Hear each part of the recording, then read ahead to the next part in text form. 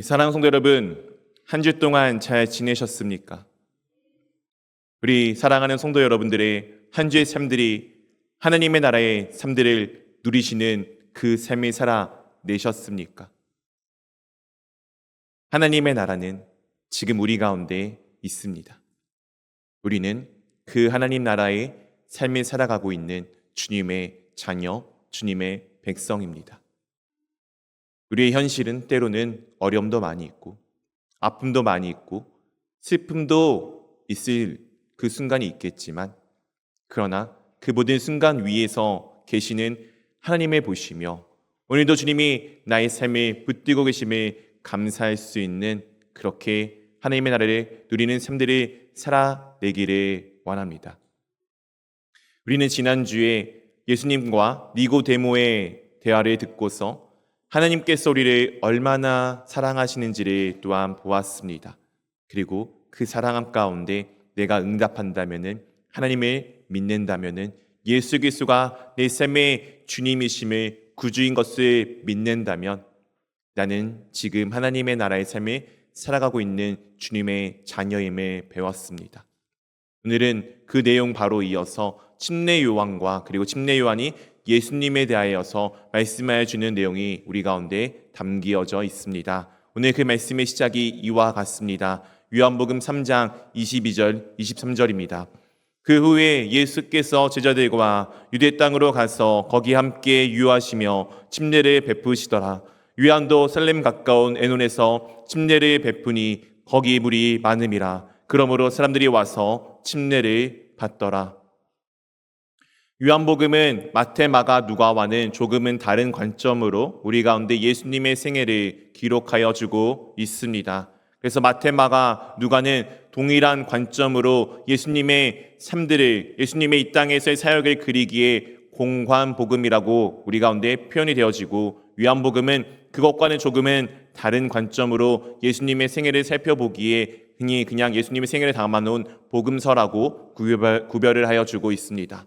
오늘 예수님께서 마치 지금 그분의 사역의 시기와 그리고 침례 요한의 사역의 시기가 겹치는 것처럼 우리 가운데 말씀하여 주고 있습니다. 우리가 알고 있다시피 공관복음에서는 침례 요한이 그가 옥에 갇힌 이후에 예수님께서 비로소 사역을 시작하는 것처럼 우리 가운데 말씀하여 주고 있습니다. 그런데 요한에서는 그렇게 이야기를 하지 않고, 그렇게 말씀하지 않고 그 시기가 어느 정도 겹쳐 있음을 우리 가운데 보여줌으로써 지금 그 바톤이 요한으로부터, 침례 요한으로부터 예수님께로 그 하나님의 사역이 옮겨가고 있는 모습을 우리 가운데 그려주고 있습니다.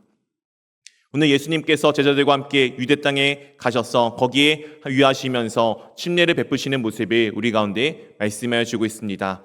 4장에 보게 되면은 이 내용은 아마 예수님이 아니고 예수님의 제자들이 침례를 예수님의 이름으로 베풀었던 것으로 여겨집니다. 어쨌든 그런 상황 가운데 요한도 지금 유대 땅 가까이 계신 예수님 근처 살렘에 가까운 에논이라는 곳에서 침례를 베푸는 가운데 있었습니다. 침례 요한이 어떻게 보면 침례에선 조금은 오리지널이죠.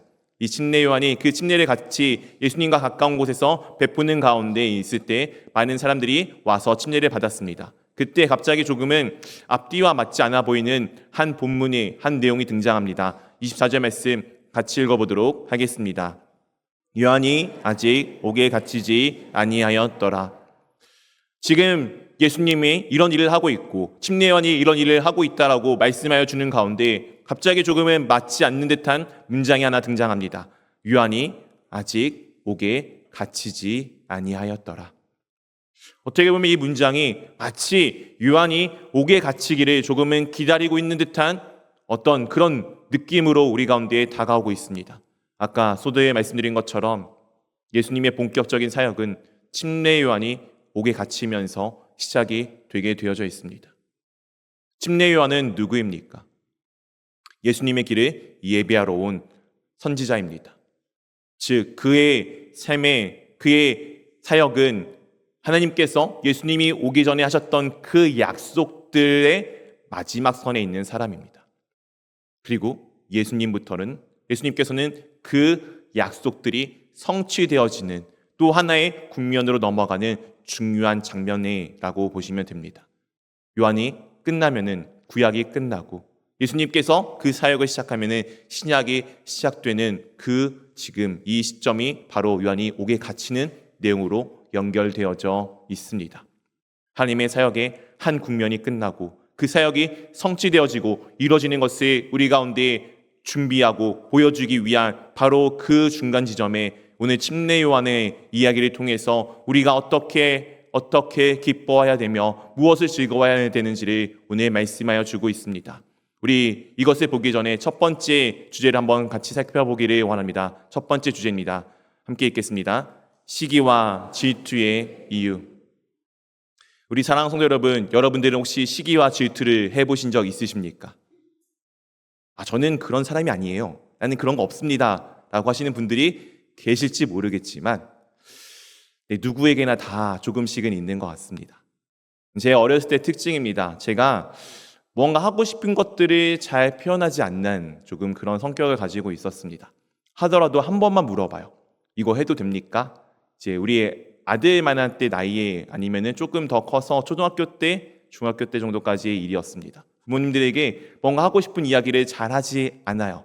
그런데 저랑 다르게 제 동생은 본인이 하고 싶은 것을 계속 이야기하여서 어쨌든 그것을 관철시키는 성격을 가지고 있었습니다. 저는 많아야 한번 얘기하고 아예 얘기하지도 않고 하는 상황이었는데 제 동생은 자기가 하고 싶은 거를 얘기를 막 하다 보니까 갖고 싶은 거, 좋은 것들을 잘 가져갔습니다. 그럼 저는 얘기를 안 하니까 어떻게 되겠어요? 아무것도 없잖아요. 그럼 저는 어떻게 하는지 아십니까? 저는 제 동생 걸 몰래 잘 가져갔습니다. 제 동생의 표현으로 우리 오빠는 나에게 치명적인 일을 할 때가 많다라고 어렸을 때 어딘가에 글에 적어놓은 것을 보았습니다. 제 동생은 갖고 싶은 걸 가지는데 저도 갖고 싶은데 제 입 밖에 얘기하는 것은 하지 못해서 동생이 없을 때, 부모님이 없을 때 몰래 그것을 가지고 갔던 저의 모습을 기억합니다. 우리는 누구나 시기와 질투를 가지고 있는 사람들입니다. 남의 것이 더 커 보이고 남의 것을 좋아하는 사람들입니다. 오늘 그 내용이 이와 같은 모습으로 오늘 성경 가운데 말씀하여 주고 있습니다. 25절, 26절입니다. 이에 요한의 제자 중에서 한 유대인과 더불어 정결 예식에 대하여 변론이 되었더니 그들이 요한에게 가서 이르되 랍비여 선생님과 함께 요단강 저편에 있던 이 곧 선생님이 증언하시던 이가 침례를 베풀매 사람이 다 그에게로 가더이다. 침례 요한의 제자 중에 한 사람이 유대인과 함께 어떤 변론을 합니다. 그 변론의 내용은 정결 예식입니다. 이런 내용이었을 것 같습니다. 야, 너가 하는 침례, 너의 스승이 하는 침례보다 저기 예수라고 하는 사람이 베푸는 침례가 더 좋은 거 아니야? 너 거는 뭔가 조금은 덜 씻기는 것 같고 저분이 하는 게 완벽하고 온전한 거 아니야? 라는 이야기가 좀 변론이 지금 시작된 것 같습니다. 우리 한번 생각해 보십시오. 침례의 원조는 누구입니까?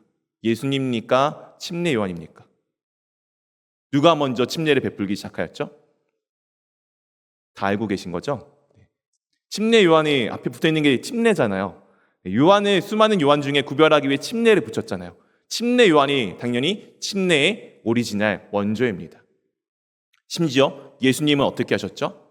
그 침례 요한에게 가서 침례를 받았던 사람입니다. 사람들 눈에는 그렇게 보였을 거예요. 우리로 따지면 이런 것입니다. 내가 한 식당 운영합니다. 우리 식당이 잘 되고 있어요. 우리 식당에 어떤 메뉴가 저희가 원조인데 한 사람이 와서 우리 가게의 종업원으로 일을 한 거예요.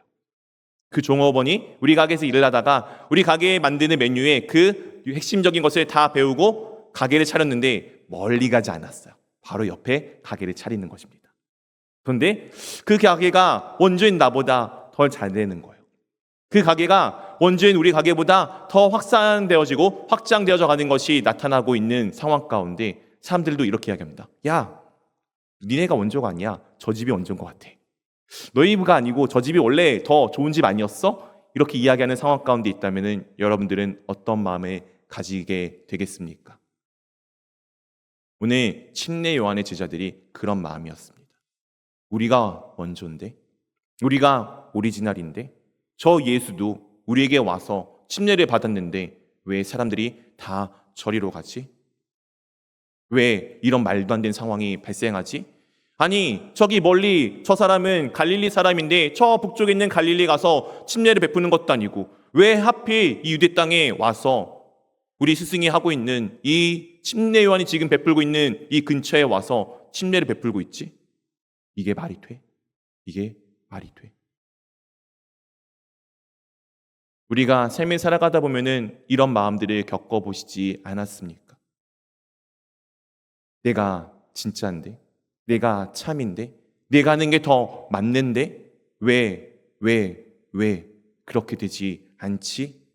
오늘 이런 질문을 던지는 제자들에게 침례 요한이 이렇게 우리 가운데 전하여 줍니다. 그것을 알기 위해 침례 요한이 갖고 있었던 마음의 주제가 이와 같습니다. 두 번째 주제입니다. 우리 한번 같이 읽어보도록 하겠습니다. 내 자신을 알라. 네, 우리 소크라테스 형님께서, 테스 형께서 말씀하셨던 발언이죠. 내 자신을 알라. 여기서 말하는 것은 내는 너입니다. 너 말고 오늘 여기는 내가 누구인지 알 것에 대해서 침례 요한이 말하여 주고 있습니다. 요한복음 3장 27절입니다. 요한이 대답하여 이르되 만일 하늘에서 주신 바 아니면 사람이 아무것도 받을 수 없느니라. 요한이 그렇게 지금 묻는 제자들에게 아니 우리가 원조고 우리가 오리지널인데 지금 예수가 하는 게 맞습니까? 스승님 가서 제재해야 되는 거 아니에요? 스승님 저거는 아니잖아요 라고 하는 지금 제자들에게 침례 요한이 아니야. 우리가 사람이 살아가는 모든 것은 다 하나님께서 주신 것이야. 지금 이 모든 순간, 이 모든 상황, 이렇게 이뤄지고 있는 모든 것은 내가 한 것이 아니라, 내가 이룬 것이 아니라 하나님께서 우리 가운데 주신 것이야를 지금 고백하고 있습니다. 이 고백이 우리의 고백이 되기를 원합니다. 참 쉽지 않아요. 내가 무언가 열심히 할 때면 더 할수록 마치 내가 한 것처럼 여겨질 때가 얼마나 많이 있습니까? 내가 이룬 것이 많고 높고 위대할수록 그것이 내가 한 것처럼 느껴질 때가 얼마나 많이 있습니까? 처음에는 안 그렇겠죠. 하나님께서 하셨어. 하나님께서 도와주셨어. 라고 처음에는 생각하지만 어느덧 시간이 지나고 흘러가다 보면은 나도 모르게 하나님보다는 하나님께서 하신 것이 아니라 내가 한 것처럼 여겨질 때가 얼마나 많이 있습니까? 근데 오늘 침례 요한은 분명히 알고 있었습니다. 지금 자신이 누구인지 그리고 자신이 해온 일이 자신의 능력이 아니라 하나님께서 자신에게 주신 놀라운 은혜임을 지금 고백하고 있습니다. 그리고 자신이 누구인지에 대해서 다시 이렇게 고백하며 나아갑니다. 28절입니다. 내가 말한 바 나는 그리스도가 아니요 그의 앞에 보내심을 받은 자라고 한 것을 증언할 자는 너희니라. 오늘 침례 요한은 자신이 누구가 아니라고 말하고 있습니까? 나는 그리스도가 아니니라. 많은 사람들은 침례 요한을 보고 선지자라고 여겼고 혹여 어떤 사람들은 야 드디어 메시아 같은 존재가 우리 가운데 왔구나라고 이야기할지 모르겠습니다. 우리가 처음에 그렇지 않습니까? 내가 누가 아닌 거를 알고 있어요. 아닌 걸 알고 있는데 옆에 있는 누구 사람이 자꾸 너는 그런 존재야. 너는 위대한 사람이야. 너가 멋지는 정말 네가 모든 것을 할 수 있는 존재야라고 이야기하다 보면은 어느덧 착각에 빠져서 현실은 잊어버린 채 내가 누구인지는 잊어버린 채 그 사람들의 이야기대로 내가 진짜 그인 줄 알고 착각하는 사람들을 우리가 얼마나 많이 보지 않았습니까? 침례 요한도 그런 착각 가운데 빠질 수 있었습니다. 그런데 그는 분명히 자신이 누구인지 알았습니다.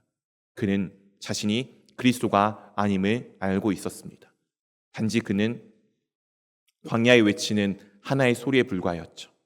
자신 뒤에 오실 예수 그리스도의 길을 준비하고 예배하는 하나의 소리임을 그는 분명히 알고 있었습니다. 그렇기에 오늘 이 상황에서 예수를 질투하는 것이 아니라 이런 고백을 내어놓을 수 있는 것이었습니다. 29절, 30절입니다. 신부를 취하는 자는 신랑이나 서서 신랑의 음성을 듣는 친구가 크게 기뻐하나니 나는 이러한 기쁨으로 충만하였노라. 30절 같이 읽어보도록 하겠습니다. 그는 흥하여야 하겠고 나는 쇠하여야 하리라 하니라. 신부를 취하는 신랑의 옆에 서서 신랑의 음성을 듣는 친구가 크게 기뻐한다는 것은 당시 유대의 결혼 관습의 모습을 보여주고 있는 것입니다.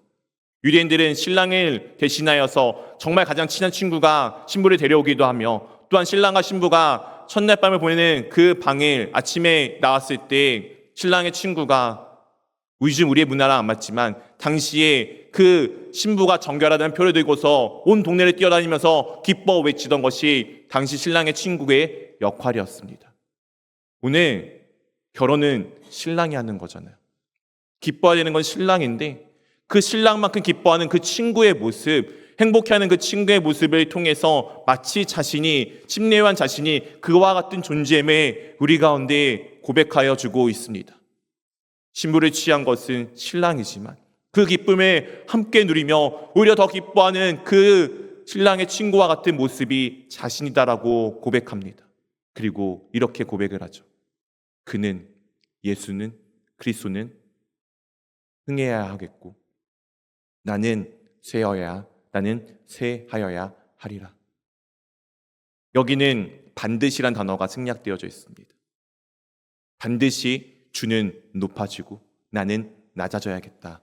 이 고백을 침례 요한이 지금 내어놓고 있습니다. 제자들은 시기와 질투의 질문을 던졌지만 침례 요한은 이 모든 것이 하나님께서 주신 것이 아니면은 할 수 없음을 고백함으로, 자신이 예수 그리스도가 아니고 자신이 그리스도가 아니고 하나님 앞에 그 길을 예비하는 하나의 소림을 기억하여 하나님의 종임을 기억하여 이 시기와 질투를 하는 것이 아니라 이 상황 가운데 오히려 주님을 높여드리는 상황 가운데 있습니다. 이 상황 가운데 그는 오히려 기뻐하고 행복하고 즐거워하고 있습니다. 이게 우리의 모습이 되기를 원합니다. 여러분들의 기쁨의 이유는 어디에 있습니까? 하나님의 말씀이 성취되는 것이 내 기쁨이 되기를 원합니다. 하나님의 뜻이 이루어지는 것이 내 삶의 기쁨이 되기를 원합니다. 오늘 침례 요한은 그것을 알고 있었습니다. 그리고 그 삶은 이런 삶으로 이어지게 됩니다. 세 번째 주제입니다. 우리 한번 같이 읽어보도록 하겠습니다. 주로 고백하는 삶. 오늘 침례 요한이 이 모든 것을 할 수 있었던 이유는 그가 예수 그리스도가 누구인지를 알고 있었기 때문입니다. 31절 32절입니다. 위로부터 오시는 이는 만물 위에 계시고 땅에서 난 이는 땅에 속하여 땅에 속한 것을 말하느니라. 하늘로부터 오시는 이는 만물 위에 계시나니 그가 친히 보고 들은 것을 증언하되 그의 증언을 받는 자가 없도다. 예수님께서 니고데모와의 대화에서 거듭나야 된다는 것에 대해서 말씀하셨습니다. 이 거듭난다는 것은 다시 태어난다는 의미를 포함하고 있지만 그 다시 태어난다는 것이 하늘로부터 태어남, 즉 하나님과 함께 살아가는 삶이 되었음을 고백하는 것이다라고 말씀드렸습니다. 오늘 예수님이 하늘로부터 오신 분, 하나님으로부터 보냄을 받은 분인 것을 침례 요한은 분명히 알고 그 고백을 담아내고 있습니다. 하나님이 누구인지 아는 예수님께서 우리 가운데 하나님의 온전히 보여주시기 위해 이 땅 가운데 오신 것을 침례 요한은 알고 있고 그 고백을 담아내고 있습니다. 그런데 놀랍게도 우리 상황을 이렇게 말씀해 주고 있죠. 그가 보고 들은 것, 하나님의 보내심을 받아 하나님과 함께 했던 예수님께서 우리 가운데 하나님이 누구인지를 말씀해 주자 우리는 그 증거를 받았다고요? 아니요. 우리는 받지 못하는 존재였다라고 지금 우리의 상황을 말하여 주고 있습니다.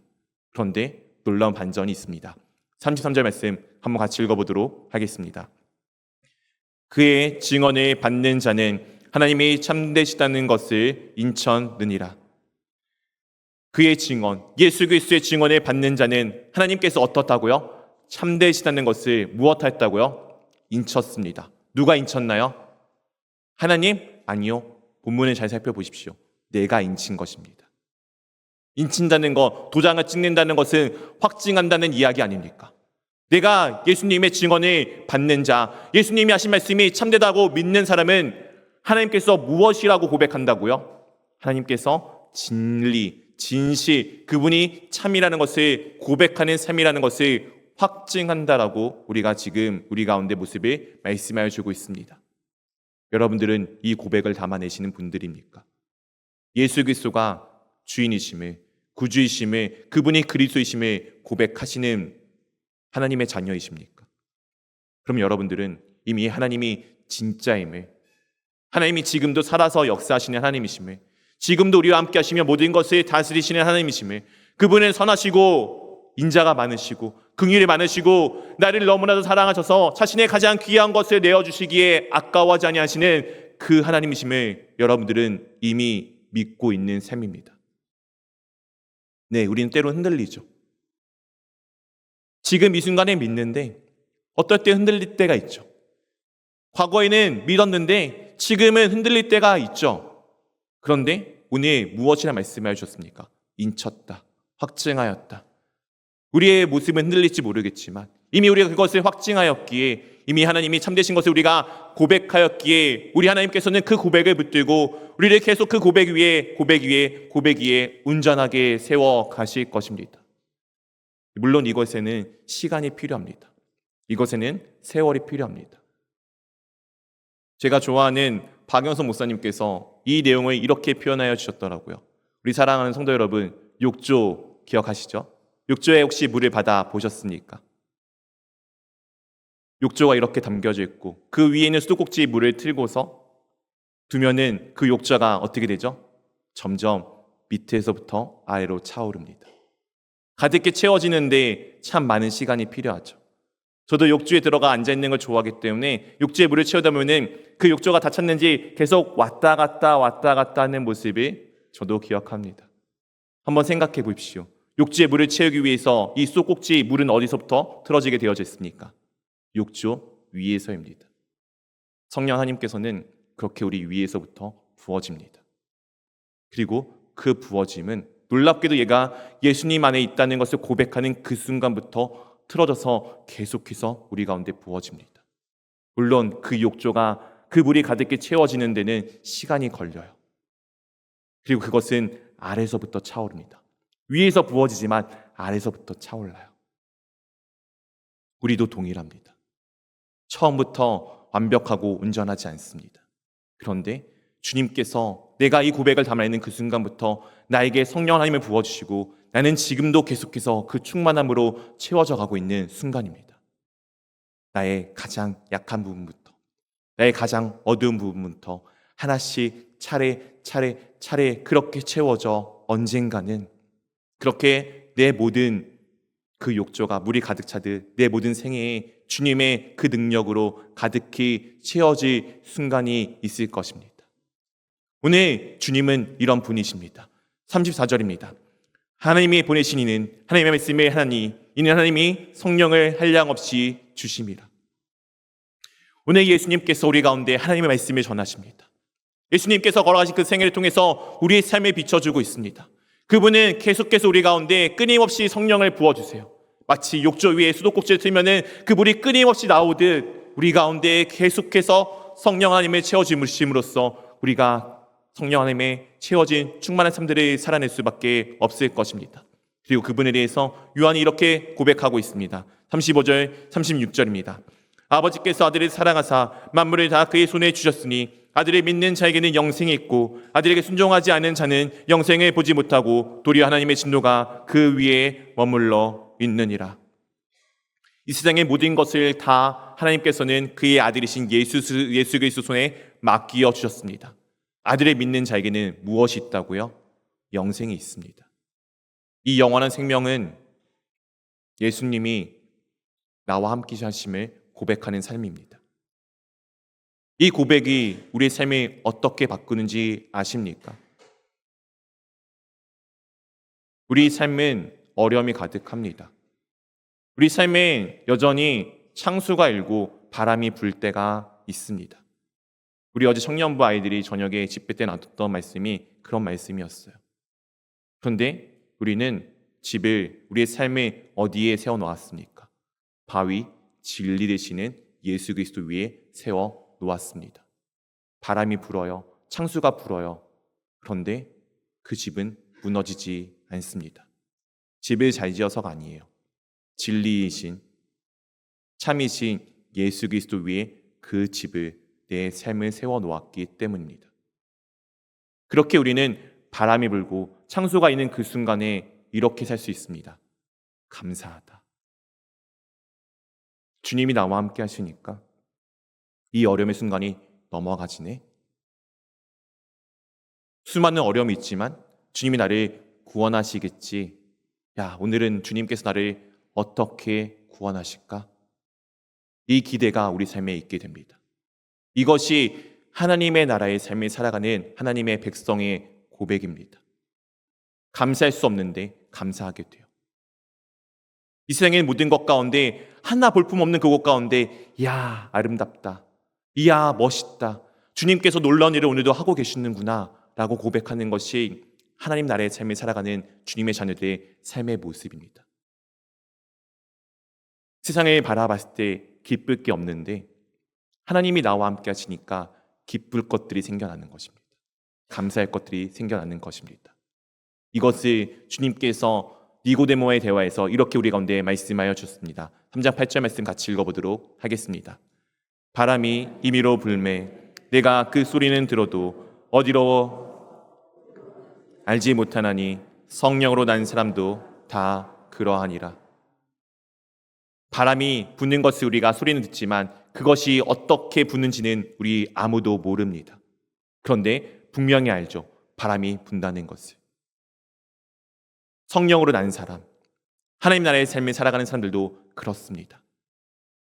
아무것도 모르는 그 상황 가운데, 왜 이렇게 되었지를 모르는 상황 가운데 감사할 수 있는 사람, 이 상황 가운데 정말 울고 슬피 울 수밖에 없는 그 상황 가운데 기뻐할 수 있는 사람, 하나님이 나와 함께 하심에 즐거워할 수 있는 사람, 그것이 하나님의 나라의 삶을 살아가는 사람들입니다. 모르지만 알 수 있어요. 왜냐하면 내 삶이 그렇게 바뀌어 갈 것이니까요. 처음부터 되지 않습니다. 아까 말씀드린 것처럼 욕조에 물이 차오르듯 그 시간은 필요합니다. 단지 우리가 원하고 기도할 것은 욕조가 끊임없이 그 물로 채워지듯 주님의 성령 하나님의 부으심으로 내가 채워져 감사가 매우 늘어나기를, 기쁨이 매일같이 늘어나기를, 주님의 즐거워하는 그 상황들이 매일같이 늘어가기를 기도하기를 원합니다. 기쁨의 이유, 즐거움의 이유, 행복의 이유는 하나님께 있습니다. 우리 주님이신 예수 그리스도께 있습니다. 그 기쁨을 마음껏 누리시는 이 한 주의 삶이 될 수 있기를 주님의 이름으로 축원드립니다.